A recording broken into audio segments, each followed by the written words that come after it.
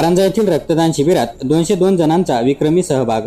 कारंजा येथील महेश भवनात भारतरत्न सर मोक्षगुंडम विश्वेश्वरय्या यांच्या जयंती व अभियंता दिवसानिमित्त association of consulting civil engineers and architects व कारंजा कन्स्ट्रक्शन कॉन्ट्रॅक्टर युनियन यांचे संयुक्त विद्यमाने रक्तदान शिबिर घेण्यात आले। या शिबिरात 202 जणांनी रक्तदान केले, जे शहराच्या इतिहासातील सर्वाधिक आहे। शिबिराचे उद्घाटन आमदार सईताई डहाके यांनी केले।